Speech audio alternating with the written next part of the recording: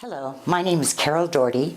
I am a board-certified family nurse practitioner, and at CSU Pueblo my role is as the Assistant Dean for Student Health and Wellbeing and the Director of the Wolfpack Wellness Center.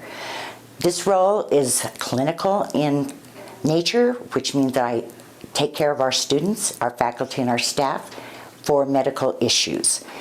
Part of medical is being educated. I'm going to talk to you about three things. The first thing is what the vaccines are that are available for COVID-19 or the SARS-CoV-2 virus. The second thing is what exemptions are available for people who do not want to take the vaccine. And the third thing is the process where you can either file the exemption or become compliant with the policy that is from CSU's system. So the first thing that I wanted to talk about is the vaccines that we have available for SARS-CoV-2. We have two different classes of vaccines. One is called the Johnson & Johnson, or called J&J.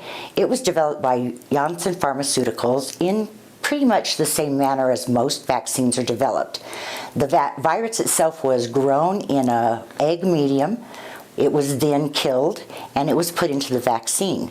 So when you get that vaccine from the Johnson & Johnson, it is the same as influenza, as measles, mumps, and rubella, as any of the other vaccines that we currently have to date. I will also talk a little bit about the reason why J&J is not available here on campus.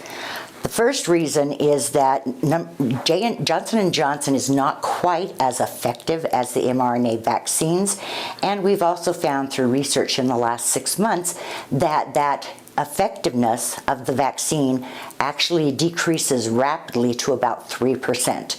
Originally, the Johnson & Johnson was supposed to be a one and done, and you got one vaccine and you were covered because it was about 73 to 86% effective. However, research has shown that effectiveness against severe illness, hospitalization, and death goes down to 3%. That was the first reason. The second reason is that we have found in research that there's a population that had adverse reactions to the Johnson & Johnson vaccine. That's women between the ages of 18 and 59 who had an increased risk of developing blood clots. So I do have opportunities. If you want to get the J&J, I can refer you to resources in the community. The second type of vaccine that we have available are the mRNA vaccines. mRNA technology has been around for about 30 to 35 years. The technology itself has been used to treat illnesses such as cancer, illnesses and diseases. It had never before been utilized to make a vaccine.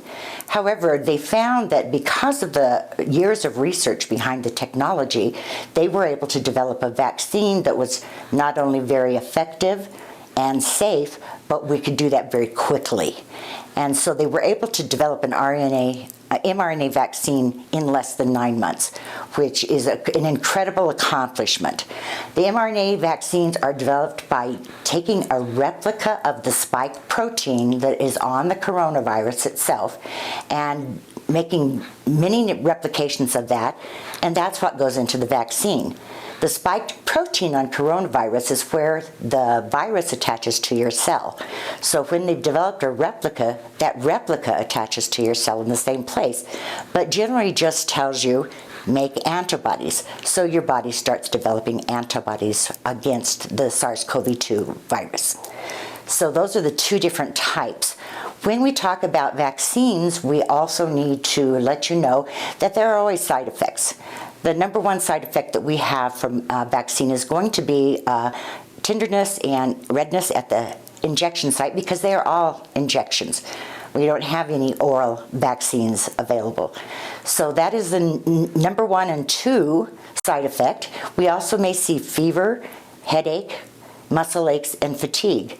This is a sign that your body is developing antibodies. Just as if you were exposed to an illness, your body would start making antibodies and you would get those symptoms. Those symptoms are transitory and should pass within 24 to 36 hours. So side effects are the one thing we anticipate. What is unanticipated is if there's an adverse reaction to a vaccine. So we have looked at the adverse reactions. This tells us how safe is this vaccine to be given. And the percentage for the mRNA vaccines is about 0.0002%. That's a very, very low number, which means this is one of the safest vaccines that's ever been developed. So we have safety and we have effectiveness in the same vaccine.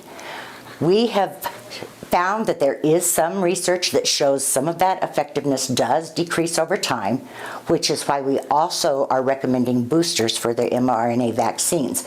Those boosters then increase your effectiveness back to where it originally was after the 2 doses. We know some vaccines require more than 1 dose to be the most effective. MMR, measles, mumps, and rubella require 2 vaccines.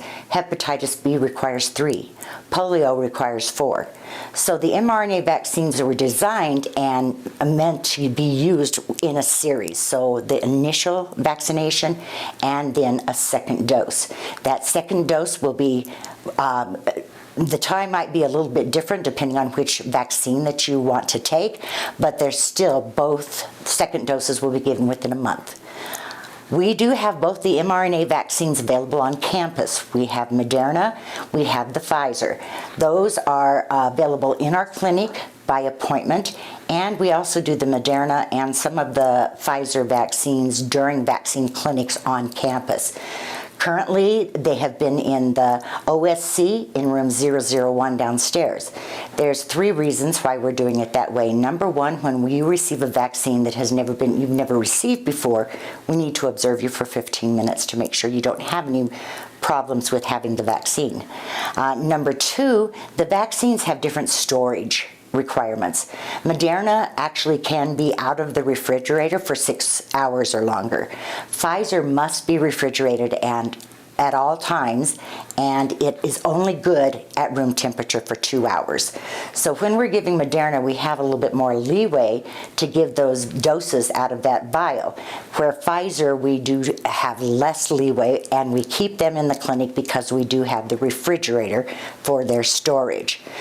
Why is all this important? In Colorado, last year, the state legislature passed Senate Bill 2163. This changed the way we do exemptions in vaccines. The first thing is, if you have a medical reason, to have a vaccine, the process has not changed. Your medical exemption always required a provider's signature because the provider is providing the diagnosis of the medical reason that you cannot take a vaccine. The others in the past were called personal, religious, or philosophical exemptions. They have now been all put together under the heading of non-medical exemptions. This means there's not a medical reason for you not to get the vaccine. It is more a personal choice. We believe in choice. We also believe in why we are promoting vaccines. 3 reasons. Number 1, to keep you safe.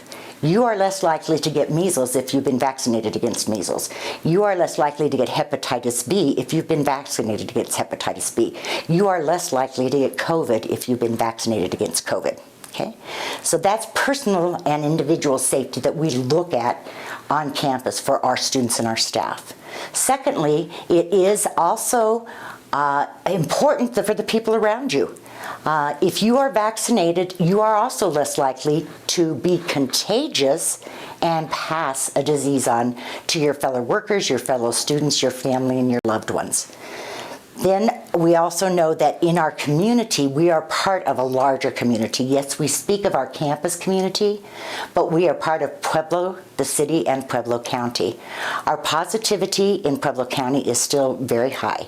We are having very extreme difficulties in managing COVID and making sure that people are protected against COVID and protecting their neighbors. So those 3 reasons determined our stance on promoting the COVID vaccine. Your safety, the safety of your fellow students and family, and the community at large.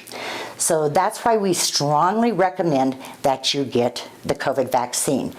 We are available at any time and will be here through the holidays, through the break, as well as into January, providing vaccines for everyone who wants one. So the last thing is non-medical exemptions. One of the purposes of this talk is for you to be educated so that you're making an informed decision when you sign a non-medical exemption form. The state also requires that those are signed by a provider, because what the provider attests to is that you've received this education, and so that your choice is informed. There are three things the state asked us to inform people that sign a non-medical exemption. Number one is that you are able to change your mind at any time. If your decision changes, you can initiate the vaccination process here in the community at any vaccine clinic, and that will change your status. That's always, people say, if I have a little more research, a little more time, and we strongly encourage you to do that and consider the fact that just because you made this decision, it's not forever. The second thing is that in the past, when you signed a non-medical exemption, it was valid for 1 year from the date you filed that.